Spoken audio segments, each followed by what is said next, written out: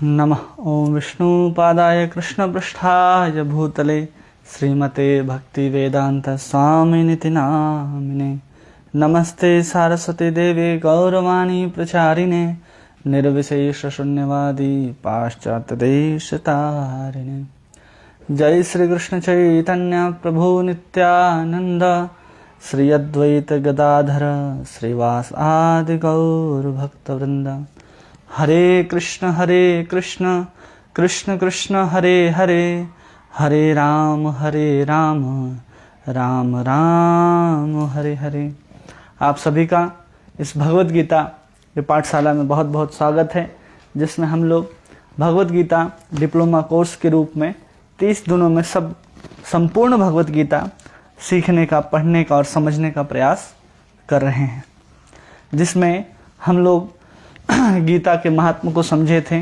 और पहले अध्याय जिसका नाम विषाद योग है, पहला अध्याय जिसका नाम विषाद योग है, इसको हम लोगों ने देखना शुरू किया था, और जिसमें हम लोगों ने लगभग 27 श्लोकों तक हम लोगों ने देख लिया था, जिसमें भगवान की भक्त वत्सलता का निरूपण है। भगवान कितने भक्त वत्सल हैं ये इसमें पता चलता है। और इसी अध्याय में हम लोग अभी देखेंगे 28 श्लोक से लेकर के इसी अध्याय के अंतिम 46वें श्लोक तक अर्जुन को क्या क्या समस्याएं हैं, क्या संशय हैं, वो क्यों युद्ध करना नहीं चाहता है, उन सब को हम लोग अभी समझने का प्रयास करेंगे। अर्जुन के संशय, क्यों युद्ध करना नहीं चाहता है, तो बहुत सारे कारणों को अर्जुन बताता है कि हम इसलिए युद्ध करना नहीं चाहते। तो सबसे पहले हम लोग ये देखेंगे कि पहला कारण क्या बताता है, फिर उसको श्लोक के अनुसार से हम लोग समझते जाएंगे। तो अर्जुन 28 और 29 श्लोक में बताता है, करुणा का कारण देता है कि हम जिसको मारना चाहते हैं वो हमारे अपने ही हैं, उनको देख करके उनके ऊपर करुणा आ जाता है, इसलिए अर्जुन मारना नहीं चाहता है। फिर सुख चाहता है अर्जुन, क्या चाहता है? सुख। तो इसका वर्णन 30 से लेकर के 35 श्लोकों में होता है, 5 श्लोकों में, कि अर्जुन क्या चाहता है? सुख चाहता है, आनंद चाहता है। और उसको लगता है कि हम सबको मार देंगे तो हम सुखी नहीं रह पाएंगे। और फिर उसको क्या डर लगता है 36वें श्लोक में, कि पाप, हमको क्या सताएगा? पाप पकड़ लेगा। और फिर 37 से लेकर के 46 तक, 37 से लेकर के 46 श्लोक तक अर्जुन सामाजिक कारण को बताता है कि इसलिए मैं युद्ध करना नहीं चाहता। सामाजिक कारण या पतन, किसका? समाज का पतन। और आगे के कुछ कारण हैं जिसको अर्जुन दूसरे अध्याय में बताएगा। इस श्लोक में जितने भी कारण हैं वो इतने 4 कारणों को बताता है। पहले अध्याय में कितने कारण हैं? 1 2 3 4 कारण हैं, जिसके कारण अर्जुन युद्ध करना नहीं चाहता है। तो सबसे पहले हम लोग देखेंगे 28वें श्लोक से कि अर्जुन पहला कारण क्या देता है? करुणा, जिसका वर्णन 28 श्लोक में और उसके साथ 29वें श्लोक में हुआ है। हम लोगों ने कल देखा कि जब अर्जुन क्या करता है, करुणा से वशीभूत हो जाता है, उसके बाद 28वां श्लोक अर्जुन कहना प्रारंभ करता है पहले अध्याय का। अर्जुन उवाच दृष्ट्वेमं स्वजनं कृष्णं युत्सं समस्थितं सिदन्ति मम गत्राणि मुखं च परशुष्यति। अर्जुन ने कहा, हे कृष्ण, इस प्रकार युद्ध की इच्छा रखने वाले अपने मित्रों तथा संबंधियों को अपने समक्ष उपस्थित देखकर मेरे शरीर के अंग कांप रहे हैं। क्या बोल रहा है अर्जुन? कि उसके शरीर के अंग क्या करने लग गए? कांपने लग गए। केवल अपने स्वजन को सामने देखता है अर्जुन कि हमारे सामने जो खड़े हैं युद्ध के लिए वो सब हमारे अपने ही खड़े हैं। और क्या कह रहा है? मेरा अंग कांप रहा है और मेरा मुंह सूखा जा रहा है। अर्जुन का मुख क्या हो रहा है? सूख रहा है। कांप भी रहा है और साथ में सूख भी रहा है। और इसको समझने के लिए बहुत सुंदर तात्पर्य लिखते हैं कि भक्त का ही एक गुण हो सकता है। जैसे अर्जुन का क्या हो रहा है, मुख कांप रहा है, मुख सूख रहा है और शरीर कांप रहा है। कभी कभी क्या होता है, ये परिस्थितियां भक्त के अंदर भी देखी जाती हैं और अभक्त के अंदर भी देखी जाती है। भक्त क्या करते हैं, जब भगवान से अत्यधिक प्रेम होता है, भगवान के पाने के लिए अत्यधिक लालायित होते हैं, तो भी वो कांपते हैं। लेकिन यहाँ पर अर्जुन का कांपना और मुख का सूखना ये क्या दिखाता है कि अर्जुन के अंदर अभी भी करुणा, उसके अंदर जो हृदय है वो अभी तक क्या है, नम्र है। अर्जुन क्या है, नम्र है। अर्जुन किसी को मारना नहीं चाहता। अर्जुन क्या कर रहा है, करुणा दिखा रहा है, करुणा कि हम युद्ध नहीं करेंगे। करुणा के कारण उसका मुख क्या हो रहा है, सूख रहा है। डर से नहीं कांप रहा। यहां पर अर्जुन भयभीत नहीं है। यहां पर अर्जुन क्या है, करुणा के कारण उसके हाथ पैर सूख रहे हैं और वो कांप रहा है। कभी कभी क्या होता है कि हम करुणा नहीं होता हमारे अंदर, फिर भी हम प्रयास करते हैं कि हम अपने आप को दिखाएं कि हम कैसे हैं।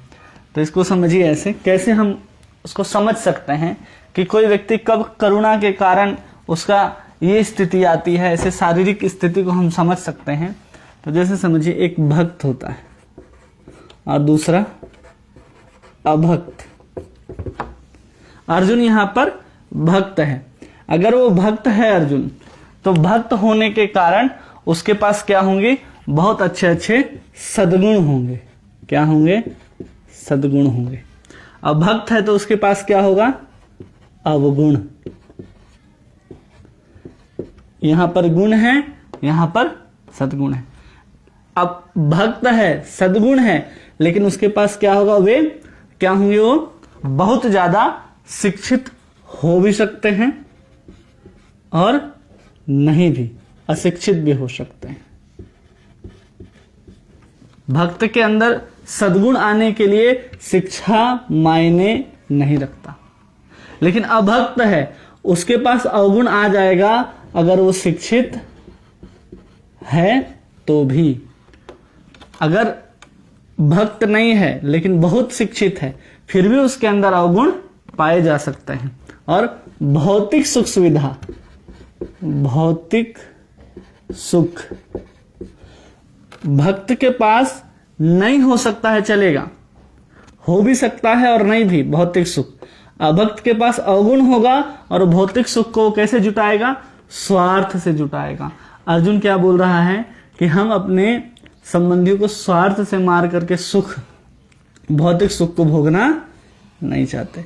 यह दिखाता है कि अर्जुन के अंदर क्या है, सद्गुण है। अर्जुन के अंदर क्या है, सद्गुण। तो 28वें श्लोक में कांपना और मुख सूखना हमें दर्शाता है कि एक भक्त के अंदर कैसे सद्गुण आते हैं। अगर कोई भक्त होता है तो कहते हैं ना कि उसके अंदर अपने आप जितने भी देवताओं के गुण हैं वो सब कुछ आते चले जाते हैं। भागवतम में श्लोक है, यस्यास्ति भक्ति भगवत अकिंचना सर्वगुणस्ते तत्र समासते सुरा हराव भक्तस्य कुतो महद्गुणा मनोरथेन नासति धावतो बहि। कहते हैं सर्वगुणे तत्र समासते सुरा। अगर वो भक्त है तो उसके अंदर अपने आप जितने भी सद्गुण हैं वो सब आते चले जाएंगे। तो अर्जुन का क्या है, यहाँ पर भक्त है, ये पता चल रहा है। इसी के कारण, उस सद्गुण के कारण उसके अंदर करुणा आ रही है। इस करुणा के कारण भी अर्जुन युद्ध करना नहीं चाह रहा है। आगे हम लोग 29वें श्लोक में देखते हैं कि अर्जुन की करुणा कैसे पता चलती है। अर्जुन के आगे देखिए, वेपितुश्च शरीरे में रोम हर्षस जायते गांडीवम संस्रते हस्त्वा तक्चैव परिदीहते। क्या कह रहा है अर्जुन कि मेरा शरीर कांप रहा है। पहले भी कहा कि क्या हो रहा है, कांप रहा है। फिर क्या कह रहा है, रोंगटे खड़े हो रहे हैं, रोंगटे खड़े हो रहे हैं। फिर क्या कह रहा है, हाथ से गांडीव फिसल रहा है और त्वचा जल रही है। ये 4 चीज और बताता है कि ये सब क्यों हो रहा है। तो अभी कभी कभी हम लोग देखते हैं ना, कांप रहा है, तो हम लोग आरती में गाते हैं ना, रोमांच कंपा श्रुतरंग भाजो वंदे गुरु श्री चरणारविंदम।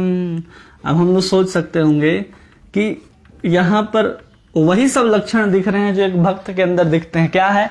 कांप रहा है, रोंगटे खड़े हो रहे हैं। जब व्यक्ति रोमांच हो जाता है तो सात्विक विकार के रूप में हम ये सब देखते हैं।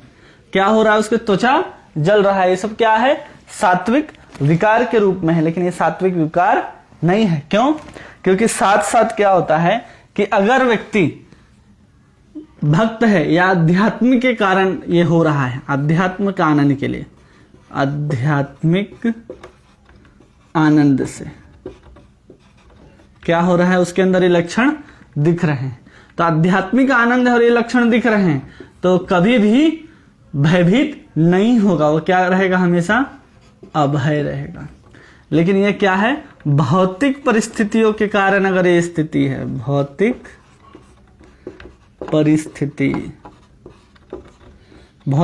परिस्थिति के कारण अगर ऐसे लक्षण दिख रहे हैं किसी के भी शरीर के ऊपर, तो समझना चाहिए कि वो व्यक्ति भयभीत है।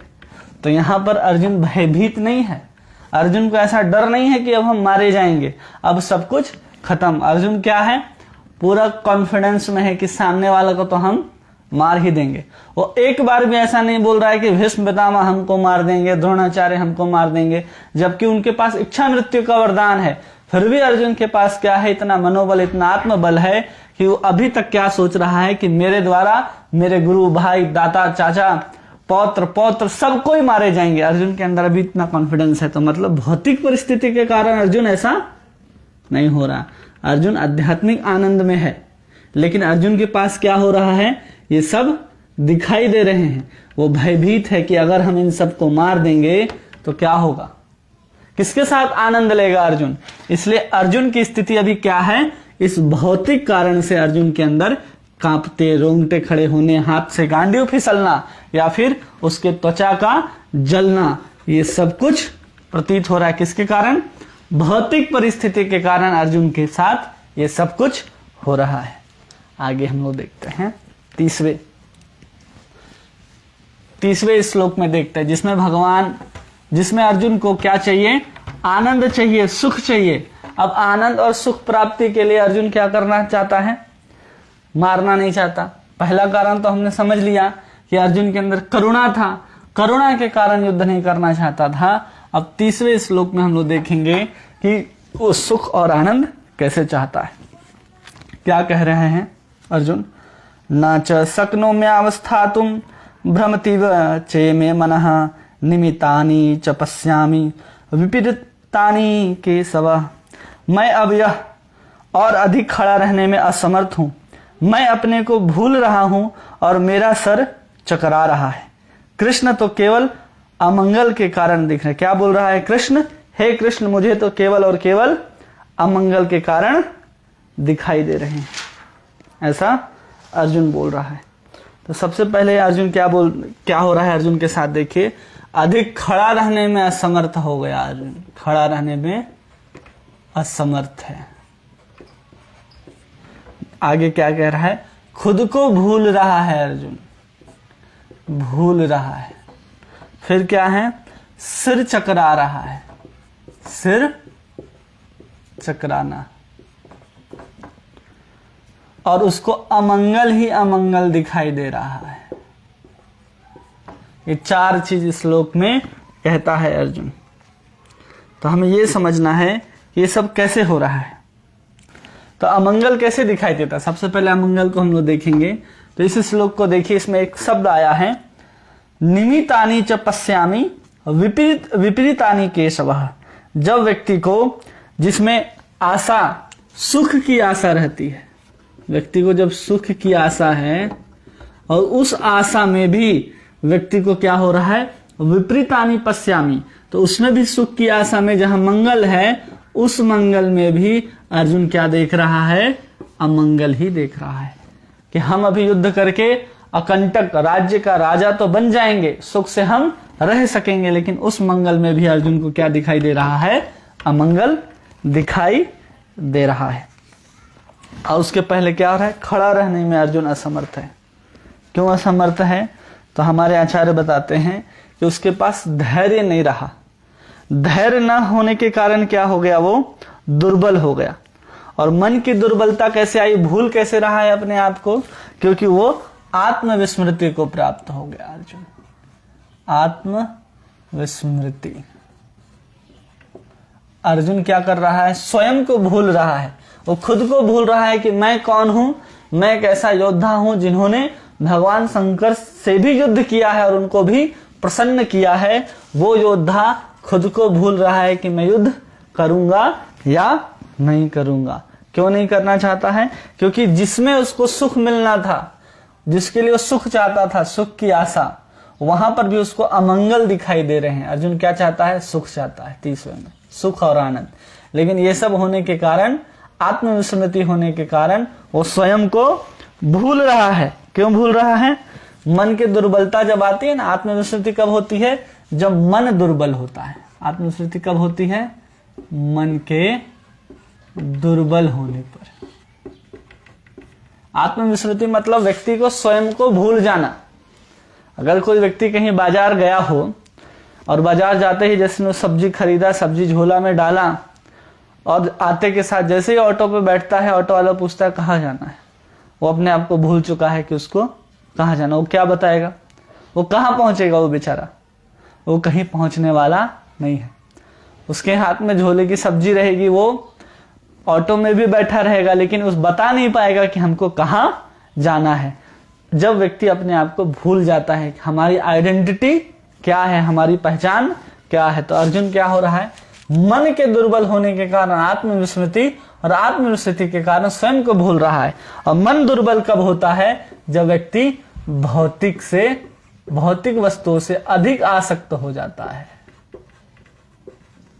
भौतिक वस्तु के अधिक आसक्त होने से मन दुर्बल होता है, और मन के दुर्बल होने से आत्मविस्मृति होती है, और आत्मविस्मृति को यहां भी भूलना कहा जा रहा है। तो हम सबके साथ भी वही स्थिति है। हम भौतिक आसक्त हो गए हैं, हम अपने जीवन में भौतिक चीजों से इतने आसक्त हैं कि हमारा मन भी दुर्बल हो गया है। हमारा निर्णय, हमारा जो भी निर्णय है वो अर्जुन के जैसा ही होता है। हम सुख तो चाहते हैं, लेकिन उसको करने से हम पीछे हटते हैं। क्यों, क्योंकि सुख की आशा में मंगल देखने की जगह में हम अमंगल देखते हैं। जब व्यक्ति आता है, साधु संत आते हैं और कहते हैं कि भजन करो, भजन करो, कृष्ण का नाम लो, भगवत गीता पढ़ो, भगवान की वाणी है उसको साक्षात्कार करो, भगवत वाणी को सुनो, तो हम क्या बोलते हैं, हम ऐसा नहीं करते। क्यों, हम अपने भौतिक आसक्ति में, भौतिक कामकाजों में इतने व्यस्त रहते हैं, जिसके कारण मन दुर्बल हो जाता है। और उस मन को कभी इच्छा ही नहीं होती कि हम भगवान के नामों को लें या भगवान के नामों को सुने। हम सब कार्य, भौतिक कार्य ही करते चले जाते हैं। जितना हम भौतिक कार्य में आसक्त रहेंगे, उतना ही हमारा मन दुर्बल होता जाएगा। आप देखिए अपने आसपास कि जो भी व्यक्ति अधिक भौतिक आसक्त हो, उसको बोलिए कि थोड़ा सा आप 2 मिनट के लिए हमारे यहाँ कीर्तन है, आ जाओ। या फिर ऐसा व्यक्ति जिसको आप भगवान का नाम सुनते ही चिढ़ लगता हो, जिसके मुंह कान टेढ़े हो जाते हो, समझ जाइए कि वो उतने ज्यादा भौतिक चीजों में आसक्त है। कभी कभी हम लोग देखते हैं, अरे हरे कृष्णा वाले लोग आ गए हैं, या फिर भगवत गीता बांटा जा रहा है, तो उनको देख करके लगता है, सिकोड़ लेते, तुरंत हाथ खींच लेते पीछे भगवत गीता, क्योंकि उनको डर लगता है। क्यों, क्योंकि उनकी भौतिक आसक्ति इतनी ज्यादा है कि इतने डर जाते हैं, मन इतना दुर्बल हो जाता है, जिसके कारण वो भयभीत हो जाते हैं, वो भगवत गीता लेना स्वीकार नहीं करते। वो कोई भी भगवत मंगल कार्य करना नहीं चाहते, क्योंकि हर मंगल कार्य में उनको अमंगल ही दिखता है। अरे हमारा बच्चा भक्त बन जाएगा, कैसे होगा। आजकल के माँ बाप मंदिर ही नहीं जाने देते, भगवत गीता पढ़ने ही नहीं देते। क्यों, क्योंकि हमारा बच्चा क्या हो जाएगा, भगवान के पीछे पीछे चलेगा, भगवत गीता के वाणी को सुनेगा, तो धीरे धीरे क्या हो जाते हैं, वे मंगल को देख ही नहीं पाते हैं। क्यों, वो असली सुख को चाहते तो हैं, लेकिन उस सुख को ढूंढ नहीं पाते। अर्जुन यहाँ पर सुख तो चाह रहा है, लेकिन उस सुख में भी उसको अमंगल ही दिख रहा है। क्यों, भौतिक आसक्ति के कारण मन दुर्बल, और मन दुर्बल होने के कारण अर्जुन अपने आत्मविस्मृति को प्राप्त हो गया है। आगे हम लोग देखेंगे 31वें श्लोक में क्या होता है। हरे कृष्ण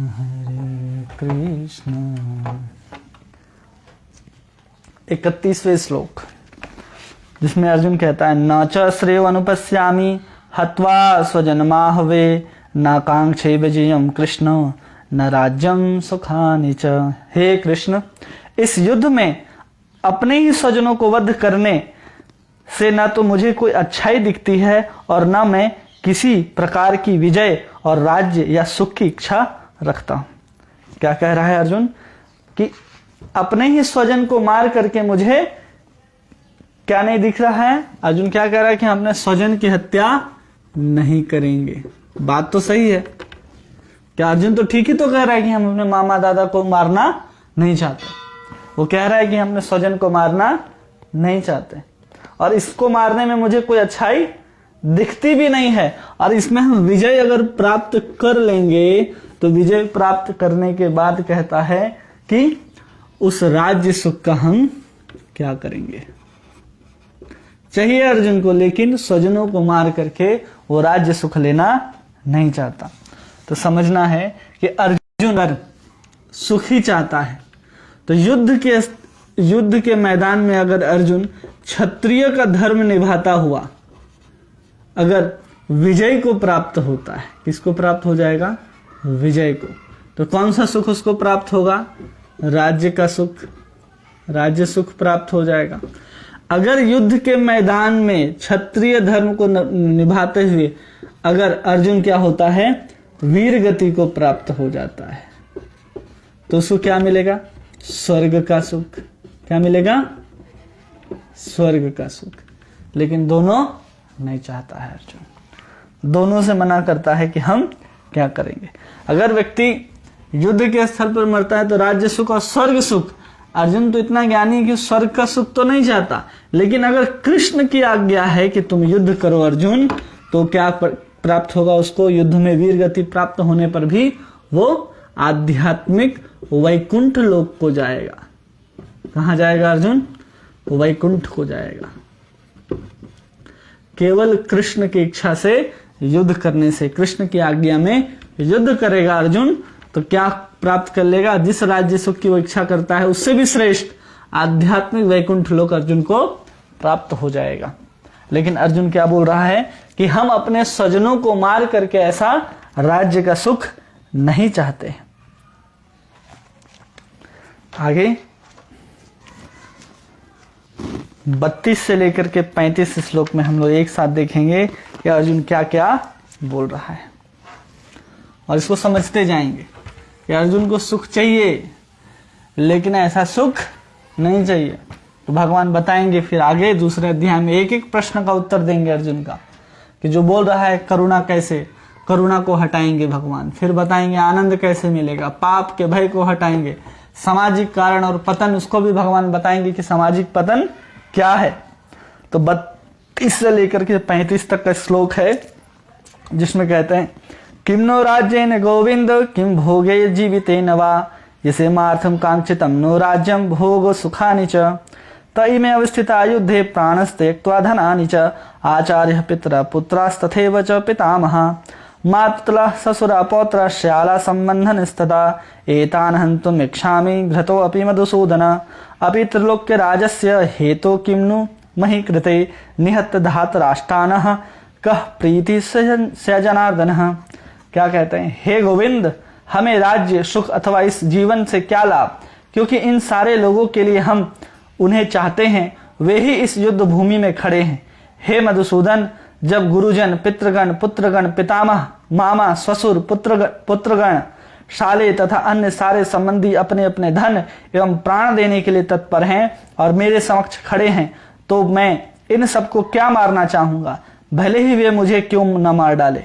हे जीवों के पालक, मैं इन सबों से लड़ने के लिए तैयार नहीं हूं, भले ही बदले में मुझे तीनों लोगों की क्यों न संपत्ति क्यों न मिलती हो। इस पृथ्वी की तो बात ही छोड़ दें, भला धृतराष्ट्र के पुत्रों को मारकर हमें कौन सी प्रसन्नता मिलेगी।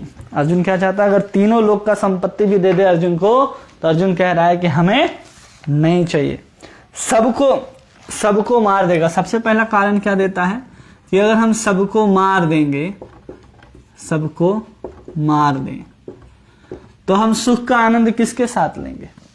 तो एक शब्द आता है इसमें कि कांक्षति नो राज्य भोगानि सुखानी च, कहता है कि हम किम्नो राज्य न गोविंद, हम उस राज्य का क्या करेंगे, भोगे रे जीविता, हम उस राज्य को भोगेंगे कैसे, जब हम सबको मार देंगे तो आनंद हम किसके साथ लेंगे। अर्जुन जानता है कि आनंद अगर हमको लेना है, सुख और आनंद, तो एक से अधिक लोग होने चाहिए, एक अकेला व्यक्ति आनंद नहीं ले सकता। अगर आपको अकेले में आनंद लेना है तो आप तो भगवान आत्माराम है नहीं कि आप स्वयं आनंद ले सकते हैं। भगवान को आत्माराम होने के बाद भी क्या करते हैं, भगवान अपने ही जैसे जीवों का निर्माण करते हैं, जीवों को विस्तार करते हैं, अपना विस्तार करते हैं रूपों के रूप में, अपना विस्तार करते हैं श्रीमती राधा रानी के रूप में, और उनके साथ विहार करते हैं भगवान। मतलब भगवान को भी आनंद स्वयं में ले सकते हैं, लेकिन वही आत्माराम क्या करते हैं, एक से अधिक व्यक्ति को चाहते हैं। अगर कोई क्रिकेट खेलना चाहे, कमरे में बंद कर दिया जाए किसी व्यक्ति को, तो अकेला वो तो बंद व्यक्ति क्या करेगा, कुछ दिन में राम नाम सत्य है। अकेला व्यक्ति बोले कि क्रिकेट लो, फुटबॉल लो और दौड़ो, उधर भी अकेला ही गोल मारेगा और इधर भी अकेला ही गोल मारेगा, उसको आनंद आएगा, नहीं आएगा। तो वही अर्जुन बोल रहा है कि हम सबको मार देंगे तो अकेला आनंद कैसे लेंगे, हमको कुछ लोग चाहिए होंगे, इसलिए हम सामने वालों को नहीं मारना चाहते हैं। और क्या कहता है कि तीनों लोगों का अगर सुख दे दिया जाए, तीनों लोगों का सुख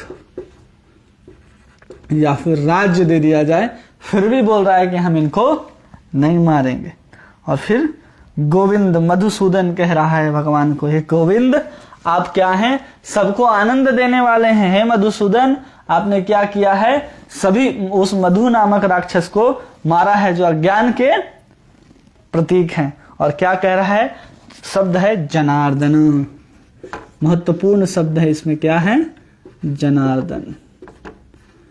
ये क्या कह रहा है, आचार्य बताते हैं कि जनार्दन का अर्थ क्या होता है, जन का अर्थ होता है लोग, जन का अर्थ क्या होता है, लोग या समाज जो भी है, आर्दन मतलब होता है उनका पालन करने वाला, जो लोगों का पालन करने वाला है। आप ही क्या करना चाहते हैं, इन सबको मरवाना चाहते हैं, और आप क्या हैं, इन सबके पालन करता है, सब लोगों के जो दर्द निवारक हैं, सबको आप क्या करना चाहते हैं, दर्द से छुटकारा दिलाना चाहते हैं भगवान। लेकिन आप क्या कर रहे हैं, जन आर्दन, आप सभी को मारना चाहते हैं। एक शब्द क्या निकल रहा है जनार्दन का, कि आप सभी के दर्द निवारक हैं, लेकिन आप क्या करना चाह रहे हैं, सबको अब मारना चाहते हैं। एक अर्थ ये भी निकलता है। अर्जुन कह रहा है जनार्दन, क्या कहता है, धृतराष्ट्र का प्रति श्याम जनार्दन, हम सबको क्यों मारे, क्यों आप सबको मरवाना चाहते हैं। अर्जुन क्या बोल रहा है कि हम ऐसा आनंद नहीं चाहते हैं। और फिर 36वें श्लोक में हम लोग देखेंगे, जिसमें वो पाप का कारण बताता है कि इस पाप लगेगा, हम पाप को झेलना या देखना या भोगना नहीं चाहते, इसलिए हम इनको नहीं मारना चाहते, इसको समझते हैं। श्लोक संख्या 36, श्लोक संख्या 36, जिसमें भगवान को अर्जुन बोलता है, पाप मेवाश्रयेदस्मान् हत्वेतान आतितायिनः तस्मान् आर्ह्यं वयं हन्तु धास्राष्ट्रान् समन्धवान् स्वजनम ही कथम हत्वा सुखिनः श्याम माधव। कहते हैं यदि हम ऐसे आतिताइयों का वध करते हैं तो हम पर पाप चढ़ेगा। क्या कह रहा है कि हम ऐसे आतिताइयों का अगर वध करते हैं तो हम पे क्या लगेगा, पाप लगेगा। फिर क्या कहते हैं, अतः यह उचित नहीं होगा हम धृतराष्ट्र के पुत्रों तथा उनके मित्रों को वध करें। हे लक्ष्मीपति कृष्ण, इससे हमें क्या लाभ होगा और अपने ही कुटुंबियों को मारकर हमें किस प्रकार सुखी हो सकते हैं। क्या बोलता है, तर्क तो इतने बड़े बड़े दे रहा है कि हम अपने स्वजन को ही क्या मारेंगे, क्यों मारेंगे। और आतिताई भी बोल रहा है, क्या बोल रहा है कि ये सब कौन है, आतिताई हैं, और फिर भी क्या करना है, इन सबको मारना है। कैसे मारना है ये समझिए, कि क्यों मारना चाह रहा है। आतताई किसको कहा जाता है, तो प्रभुपाद जी तात्पर्य में लिखते हैं 6 प्रकार के आतताई होते हैं। मनुस्मृति में वर्णन आता है 6 प्रकार के आतताई होते हैं। पहला कौन, जो विष देता हो, किसी को मारने के लिए क्या दिया हो, विष देने वाला।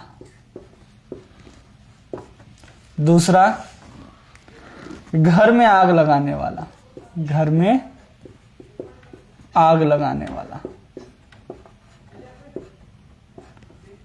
आग लगाने वाला। तीसरा कौन है, घातक हथियार से हमला करने वाला, घातक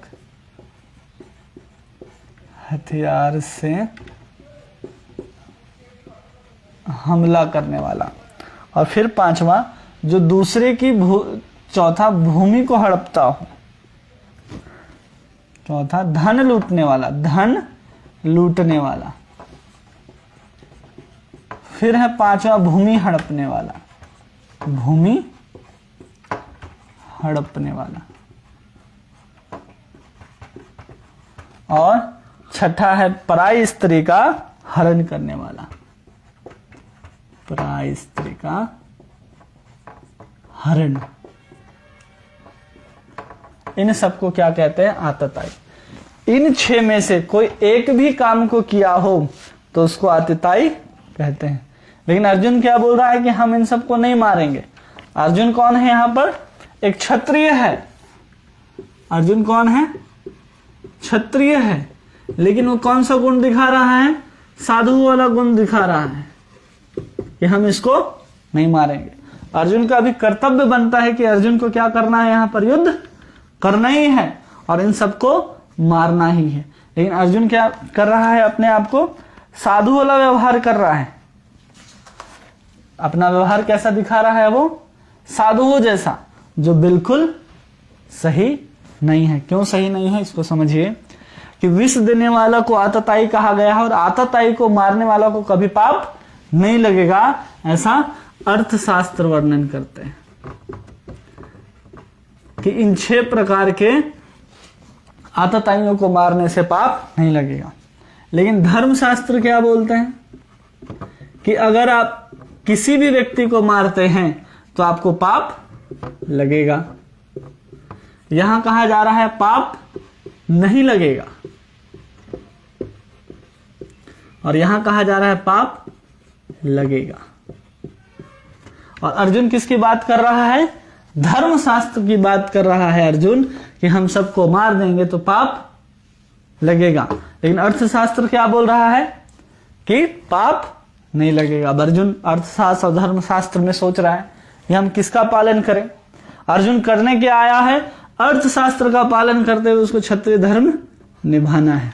लेकिन वो धर्मशास्त्र का पालन करते हुए क्या निभा रहा है, साधु वाला।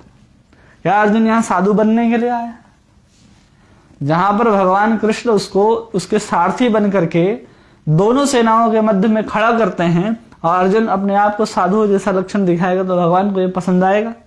क्या अर्जुन सही कर रहा है यहां पर? अगर हम इस दृष्टि से देखें तो उसको पाप का डर है, इस धर्मशास्त्र की दृष्टि से, और अर्थशास्त्र की दृष्टि से देखें तो पाप का भय नहीं है। अर्जुन यहां पर धर्मशास्त्र की दृष्टि से देखते हुए कह रहा है कि मुझे पाप लगेगा और अर्थशास्त्र कहता है इन 6 प्रकार के आतताइयों को मार देना चाहिए जिससे उसको कोई पाप नहीं लगेगा। सबसे पहला विष देने वाला। विष देने का काम किसने किया, दुर्योधन ने भीम को खीर में जहर डाल करके खिला दिया था कि क्या हो जाएगा, ये मर जाएगा। लेकिन भीम को जब खीर में जहर मिला करके भारी पत्थर से यमुना में डुबा दिया गया तो सीधे वरुण लोक चले गए और वहां पर वो जो पी करके आए उसके पान से केवल भीम के पास क्या हो गया, 10,000 हाथियों के बराबर बल आ गया। घर में आग लगाने वाला, लाक्षागृह में आग लगवाया या नहीं लगवाया पांडवों ने, दुर्योधन ने। जब लाक्षागृह में पांडवों को भेजा गया, बहुत सुंदर लाख का महल बनाया गया, लेकिन विदुर चाचा को पता था। विदुर चाचा जब जा रहे थे 5 पांडव लाक्षागृह में रहने के लिए, तो विदुर चाचा ने बता दिया था कि जैसे चूहे रहते हैं अपने बिल में वैसे ही रहना है। तो 5 पांडव समझ गए थे कि यहाँ एक बिल बना करके रखना है, तो विदुर चाचा ने भेज दिया था लाक्षागृह में कि जाओ वहां एक बिल, एक सुरंग बना देना जिससे 5 पांडव बच के बाहर निकल जाए। जब रात को आग लगी लाक्षागृह में तो 5 के 5 पांडव द्रौपदी सहित उसी लाक्षागृह से बाहर निकले थे। तो उन्होंने ऐसा काम किया कि नहीं किया। घातक हथियार से हमला। कितने बार जब सोए रहते थे कुछ भी होता था तो हथियार से हमला किसने किया है? कौरवों ने किया है। जो धन था जुए के माध्यम से किसने लूटा? धन लूटने का काम। भूमि हड़पने का, जब भूमि कैसे हड़पी गई? इंद्रप्रस्थ और हस्तिनापुर दो अलग अलग राजधानियां बनी। इंद्रप्रस्थ के शासक कौन थे? राजा कौन थे? युधिष्ठिर। लेकिन दुर्योधन को देख करके जलन होने लगा कि इतना बड़ा राज्य, तो उसको भी उसने क्या किया? हड़पने के लिए जुआ खेला। लेकिन कैसा जुआ खेला? शकुनी को बुला करके उसने सब धोखे से सब कुछ हड़पा। पराई स्त्री का हरण, द्रौपदी को उठा करके कौन ले जा रहा था? जयद्रथ ले जा रहा था। उसके बाद उसका वस्त्र हरण कौन कर रहा था? दुशासन। इन सब ने पूरे के पूरे जो सामने खड़े हैं वो सब ने क्या किया है? आतिताई वाला काम किया है। जबकि एक काम करने वाला को आतिताई कहा जाता है, तो उन्होंने तो 6 काम को कर दिया था। फिर भी अर्जुन क्या बोल रहा है कि हम तो मारने वाले नहीं हैं। क्यों नहीं मारने वाले भाई? तो उसको पाप लगेगा। अब बताइए, पराई स्त्री का हरण रावण ने किया था कि नहीं? माता सीता का हरण रावण ने किया था। भगवान रामचंद्र रावण को मारे या नहीं मारे? मार करके तो ही माता सीता को अपने पास लाए ना। तो समझना चाहिए कि अगर व्यक्ति को इस आतताई को मारना भी पड़े तो मारना चाहिए। ऐसा नहीं बोल सकते कि हम युद्ध नहीं करेंगे, युद्ध तो करना नहीं चाहिए, सब गलत है। जब व्यक्ति कह रहा हो किसी चीज को स्थापना करना हो, धर्म की स्थापना, उस समय आपको क्या करना होगा? इन सबको मारना पड़ेगा और मारना चाहिए। लेकिन अर्जुन इन सबको तर्क दे रहा था कि हम इन सबको नहीं मारेंगे। आगे हम लोग देखेंगे सामाजिक कारण को, कि अर्जुन कैसे अलग अलग सामाजिक कारण को बतलाता है कि हम युद्ध नहीं करने वाले। श्लोक संख्या 37, जिसमें वो सामाजिक कारण को देगा कि इसलिए भगवान मारेंगे तो ऐसा हो जाएगा, मारेंगे तो वैसा हो जाएगा।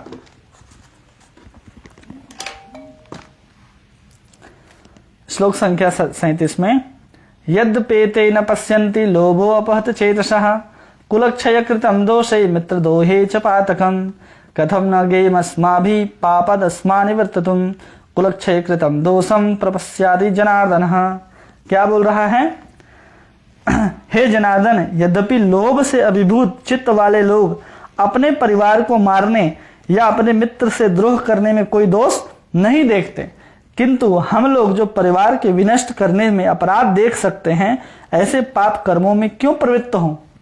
अर्जुन क्या बोल रहा है कि हम ऐसे पाप कर्मों में क्यों प्रवृत्त हों? किस लिए प्रवृत्त होना नहीं चाहता है? केवल और केवल लोभ से। बोल रहा है अर्जुन कि हमें राज्य का लोभ नहीं है। क्यों नहीं है? अर्जुन स्वार्थी नहीं है। जो लोग स्वार्थी होते हैं वो क्या चाहते हैं? अपने स्वजन, अपने मित्र, इन सबको भी मार करके वो कभी, इनको ये नहीं लगता कि हम पाप कर रहे हैं। आज के समाज में हम लोग देखते हैं कि क्या हो रहा है? केवल और केवल स्वार्थ के वजह से व्यक्ति क्या कर रहा है? एक दूसरे को कष्ट दे रहा है। केवल और केवल स्वार्थ। और उस स्वार्थ के कारण व्यक्ति अपने भाई बंधु को भी मारने में कोई संकोच नहीं करता, और उससे क्या होता है? अपने ही परिवार को वो विनष्ट कर लेता है। और यहां पर वो नहीं चाहता अर्जुन कि उसका ही परिवार नष्ट हो, क्योंकि अर्जुन स्वार्थी नहीं है, उसको लोभ नहीं है। ये बात पता चलता है कि अर्जुन कितना सत्पुरुष है। ये सब देख करके तो लगता है कि एकदम सही बोल रहा है अर्जुन, और अर्जुन को तो चले ही जाना चाहिए था वन में, लेकिन फिर भी युद्ध करना आरंभ कैसे होगा हम आगे देखेंगे। अभी तो अर्जुन कारण दे रहा है कि हम युद्ध करने वाले नहीं हैं। क्या होगा इससे? तो कह रहा है कि परिवार के विनष्ट होने का अपराध लगेगा, और ऐसे पाप कर्मों में हम प्रवृत्त ही क्यों हों। आगे श्लोक संख्या 39, जिसमें कहता है, कुल क्षय प्रणश्यन्ति कुल धर्मा सनातनः धर्मे नष्टे कुलम कृष्णम अधर्मो विभावात च्युतः। कुल का नाश होने पर सनातन कुल परंपरा नाश हो जाती है और इस तरह शेष कुल भी अधर्म में प्रवृत्त हो जाता है। अब इसको हम लोग ऐसे समझते हैं कि अर्जुन क्या कह रहा है, एक एक चीज को समझते हैं कि कैसे कुल समाप्त होता है और कैसे कुल का निर्माण होता है और कैसे अच्छे समाज बनते हैं और कैसे अच्छे समाज नहीं बनते हैं। आज हम जो देख रहे हैं, जो वर्तमान का वातावरण है, उसमें हम समझ सकते हैं कि जो वातावरण है उसमें तो ऐसा समाज नहीं है जिसको हम लोग अच्छा समाज कह सकें, क्योंकि उस समाज में क्या नहीं है उसको हम लोग भी समझेंगे।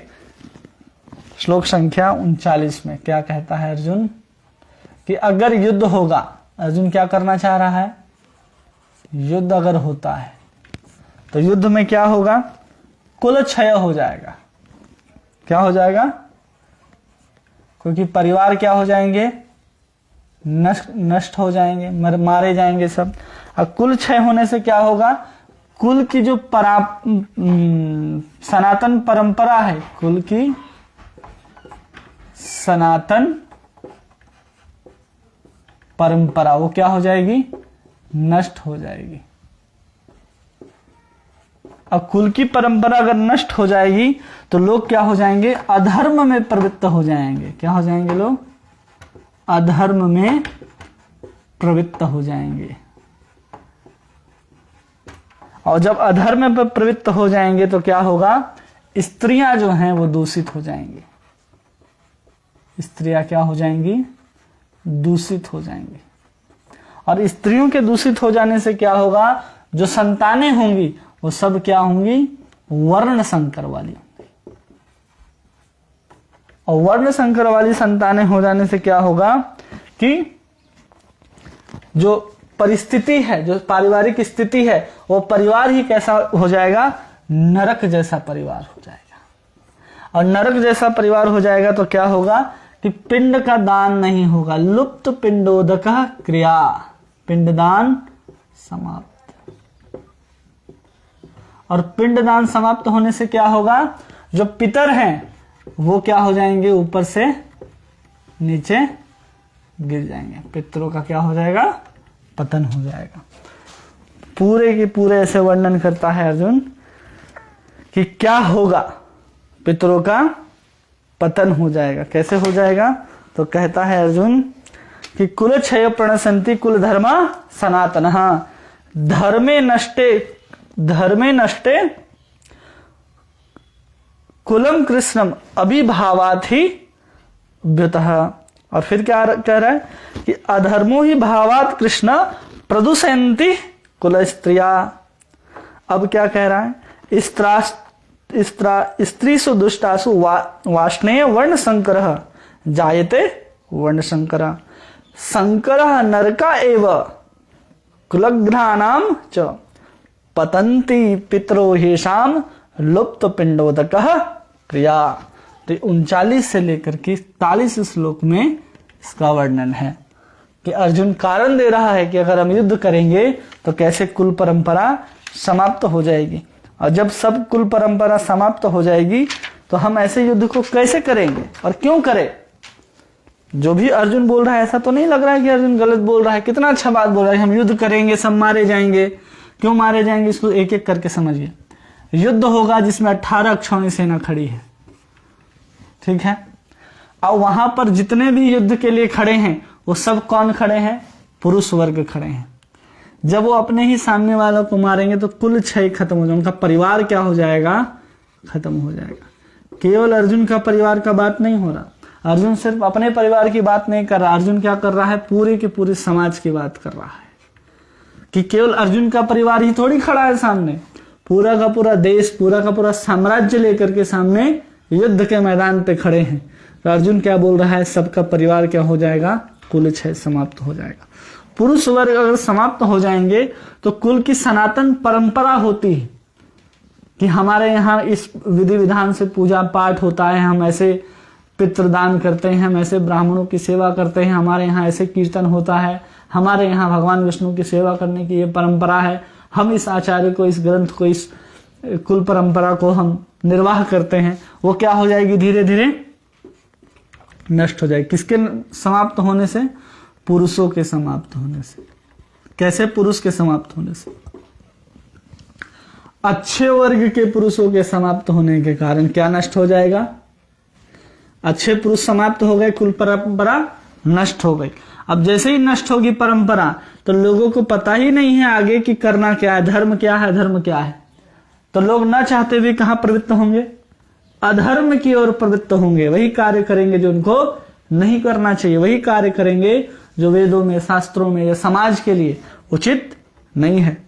और ऐसा जब कार्य करेंगे तो क्या होंगी? स्त्रियां, क्योंकि उनके पुरुष तो अब रहे ही नहीं, तो स्त्रियां क्या हो जाएंगी? पर पुरुष के पास, या कोई भी हरण करके ले जाएगा, कुछ भी होना शुरू हो जाएगा। तो उस स्थिति में क्या होगा? उनसे जो संतानें उत्पन्न होंगी वो वर्ण संकर होंगे। वर्ण संकर वैसी संतानें होती हैं जिनके पिता बहुत उच्च कुल के ना हो, या ऐसा माता, ऐसे समझ लीजिए वर्ण संकर वो हैं, अच्छे माता पिता ना हो तो उनसे जो संतानें उत्पन्न होंगे वर्ण संकर। अगर हम इसमें जाति की बात ना करें तो उसको वर्ण संकर कहा जाता है, जिसमें माता पिता अच्छे न हो, उनसे जो संतानें उत्पन्न होंगी वर्ण संकर वाले। और उसके बाद जो स्थिति बनती है घर में, वो कैसी बनती है? नरक जैसी। आपने पहले ही धर्म को छोड़ दिया है तो पिंडदान तो आपके पिताजी के, आपके लिए तो कोई करेगा नहीं। जब आपके लिए कोई करेगा नहीं तो आपके पितर कहां गिरेंगे? ऊपर से नीचे। अब जो ऊपर से नीचे करेंगे, श्राप किसको मिलेगा? दोष किसको मिलेगा? परिवार वालों को। तो उनकी स्थिति और धीरे धीरे क्या हो जाएगी? नरक जैसी होती जाएगी। अर्जुन इतना अच्छा कारण दे रहा है कि हमें युद्ध नहीं करना चाहिए, तो अब इसको हमको ऐसे समझना है कि इसको उठाया कैसे जा सकता है। अर्जुन तो कह दिया, बता दिया कि ऐसे पतन होता है, अब इसको उठाया कैसे जा सकता है, इसको समझता है। ये 39 श्लोक से लेकर के 31 श्लोक तक कहा गया, युद्ध, युद्ध से कुल क्षय, कुल क्षय से कुल सनातन परंपरा का नाश, और उससे अधर्म में लोगों की प्रवृत्ति, और आधार्मिक होने के कारण स्त्रियां सुरक्षित नहीं रहेंगी, जिससे वर्ण संकर होंगे संतानें, और वो संतानें होने से नरक जैसी स्थिति होगी, और वही लोग अधर्म में पहले ही प्रवृत्त हैं तो पिंडदान न होने के कारण पितरों का पतन हो जाएगा, ऐसा अर्जुन बताते हैं।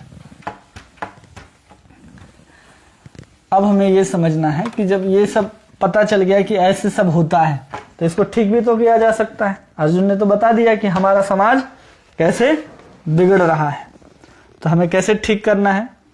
तो अगर हम सबसे पहले शुरू करें कि हम उस वर्ण व्यवस्था को वापस नहीं ला सकते अगर, तो हमें क्या करना चाहिए? समाज के अंदर शांति लाना चाहिए।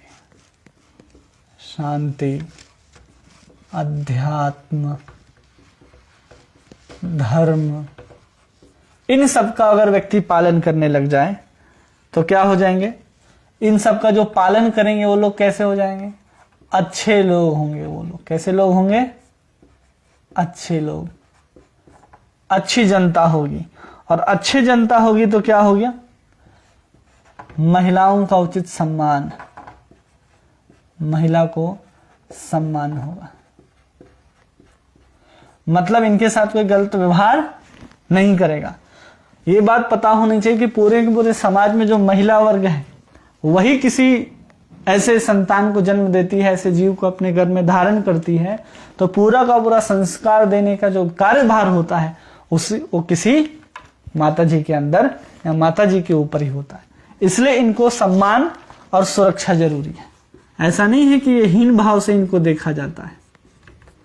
इनके ऊपर क्या है? बाकी जो धर्म है, बाकी जो व्यवस्था है हमारी, वो व्यवस्था डगमगा जाएगी अगर हम लोग महिलाओं को उचित सम्मान नहीं करते, महिलाओं को सुरक्षित नहीं रखते, महिलाओं को पवित्र नहीं रख पाते, तो हमारा कुछ भी बचने वाला नहीं है। इसलिए हमारे समाज में और शास्त्र में महिलाओं के लिए विशेष नियमों का प्रावधान किया गया है, जिसको आज के मॉडर्न लोग कहते हैं कि हमारे साथ ऐसा क्यों किया जा रहा है, क्योंकि सबसे ज्यादा कार्यभार आप ही को दिया गया है। फिर भी हम क्या चाहते हैं? हम स्वतंत्र होना चाहते हैं कि नहीं, हमारा खुद का बिजनेस, हमारा सब कुछ हो। लेकिन आपको ये समझना पड़ेगा कि आपको क्यों सम्मान और सुरक्षा दिया जा रहा है। और जब महिलाओं को सुरक्षा दिया जाएगा तो जितने भी लोग होंगे वो क्या करेंगे? अपने कर्तव्यों का पालन करेंगे, कर्तव्य का पालन। और जब कर्तव्य का पालन करते हुए जब सब कुछ होगा तो संतानें कैसी होंगी? अच्छी संतानें होंगी। और अच्छे संतानें होंगी तो क्या होगा? पूरा का पूरा वर्ण आश्रम जो है अपना वो हो जाएगा।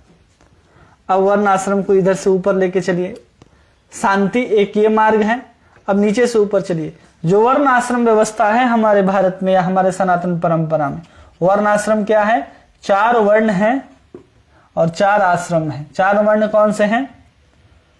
एक ब्राह्मण, क्षत्रिय, वैश्य और शूद्र। यहां कौन है? ब्रह्मचारी, गृहस्थ, वानप्रस्थ और सन्यास। ये 4 वर्ण हैं और 4 आश्रम हैं। अगर ये 4 वर्ण और 4 आश्रमों का उद्देश्य क्या है? कि हम भगवान को प्रसन्न करें। आश्रम का क्या उद्देश्य है? भगवान को प्रसन्न करना। किसी भी वर्ण में हो आप, ब्राह्मण हो, क्षत्रिय, वैश्य, शूद्र हो, ब्रह्मचारी हो, गृहस्थ, वानप्रस्थ, सन्यास हो, आपका कार्य क्या है? कि आप भगवान विष्णु को प्रसन्न करें। अगर आप भगवान विष्णु को अपने कार्य को करते हुए, यहाँ जब कर्तव्य पालन है तो ब्रह्मचारी अपने कर्तव्य को निभाएगा, ब्रह्मचारी अगर ब्राह्मण है तो अपने कर्तव्य को निभाएगा, गृहस्थ है लेकिन वो क्या है? क्षत्रिय है, वैश्य, तो अपने कर्तव्य का पालन करेगा। तो वो अपने अच्छे कर्तव्य का पालन करेगा। अच्छे संतानें कैसे लाएगा? क्योंकि उस वर्ण आश्रम में जो भी पुरुष या स्त्री हैं वो जब संग करेंगे तो संतानें कैसे होंगी? अच्छे होंगी। और उन संतानों क्या करेंगे? अपने कर्तव्यों का पालन करेंगे, जिससे महिलाएं क्या होंगी? वो सुरक्षित होंगी। और उससे क्या लोग बढ़ेंगे? अच्छे लोग बढ़ते जाएंगे, बढ़ेंगे। और उससे क्या होगा? शांति आएगा, अध्यात्म बढ़ेगा और धर्म बढ़ेगा। तो एक तरफ से देखें कि क्या है, वर्ण आश्रम के माध्यम से हम अध्यात्म को, धर्म को, शांति को भी ला सकते हैं और पुनः शांति, धर्म और अध्यात्म को ला करके अपने आधार को मजबूत कर सकते हैं। तो इस बात को यहाँ पर अर्जुन सिखा रहा है। इसलिए ऐसा नहीं बोल सकते कि यही जरूरी है या फिर यही जरूरी है। इसके माध्यम से इसको करना बहुत आसान है। इसको ध्यान रखिए, आज की जो व्यवस्था है वर्ण आश्रम के अनुसार से अगर हम धर्म अध्यात्म का पालन करना चाहें, भगवान की सेवा करना चाहें तो हम बहुत आसानी से कर सकते हैं। लेकिन आज की स्थिति क्या है? वर्ण आश्रम तो है लेकिन आज का व्यक्ति, हर लोग शूद्र ही बनना चाहता है, कुछ भी करना नहीं। ब्राह्मण का कर्तव्य भूल गए, क्षत्रिय का कर्तव्य भूल गए। जब भी दंगे फसाद होते हैं, पत्थर मस्जिदों से फेंके जाते हैं, एक भी क्षत्रिय बाहर नहीं आता, लेकिन सबके गाड़ी और सबके पीछे लिखा रहता राजपूत, सिंह और क्या क्या लगा के रखते हैं। सिर्फ नाम के क्षत्रिय रह गए सब। तो उन सब के रहते हुए जो धर्म का जो पतन हो रहा है, क्योंकि ये लोग अपने कर्तव्य का पालन नहीं कर रहे। आज का समाज हमारा जो बिछड़ा हुआ क्यों है? क्योंकि जो ब्राह्मण है वो ब्राह्मण अपना कर्तव्य नहीं निभा रहा, जो क्षत्रिय है वो अपना कर्तव्य का पालन नहीं कर रहा, जो वैश्य है वैश्य का पालन नहीं करता, जो शूद्र है वो पालन नहीं कर रहा। सब शूद्र हुए जा रहे। क्यों? क्योंकि सबको नौकरी करनी है, कोई अपना बिजनेस करना नहीं चाहता, कोई देश के लिए, समाज के लिए, धर्म के लिए खड़ा नहीं होना चाहता, वो क्षत्रिय है। जो इन सबको गाइड करता है उसको ब्राह्मण बोलते हैं। ब्राह्मण सबको लूटने में लगे हैं। ब्राह्मण का अपना कर्तव्य खत्म हो गया कि हम धर्म के बारे में शिक्षा दे या कुछ करें। तो धीरे धीरे क्या हो गया? हमारा वर्ण आश्रम भगवान को प्रसन्न करने की जगह में अर्जुन क्या बोलता है? स्वार्थ से प्रेरित होकर के हम अपने आप को ही, अपने ही भाइयों को, अपने ही लोगों को मारना शुरू कर रहे। क्यों? क्योंकि हम अपने कर्तव्य से गिर गए। जो अर्जुन वर्णन कर रहा है 5000 साल पहले, वो आज हमको अपने समाज में देखने के लिए मिल रहा है। इसलिए अर्जुन इन बातों को यहाँ पर बता रहा है। अगर हम वर्ण आश्रम का ठीक से पालन करेंगे तो हम पुनः शांति, अध्यात्म, धर्म सबको पालन कर सकते हैं, सब कुछ हमारे पास आ सकता है। लेकिन हम जब इस चीज को भूल गए हैं तो हमें क्या जोड़ करना पड़ेगा? लोगों को अध्यात्म से जोड़ना पड़ेगा, सीधा धर्म से सीधा जोड़ना पड़ेगा। इसी धर्म और अध्यात्म से अगर हम सीधा जोड़ेंगे तो वापस वर्ण आश्रम वैसे ही होगी और लोग शांति को पुनः प्राप्त कर सकेंगे। और अगर हम इन शांति को प्राप्त करते हैं तो भगवान की सेवा करना, जो सभी वर्ण आश्रमों का कर्तव्य है, धर्म है, और इसी के लिए वर्णाश्रम की रचना की गई थी। वो वर्णाश्रम क्या हो जाएगा? पुनः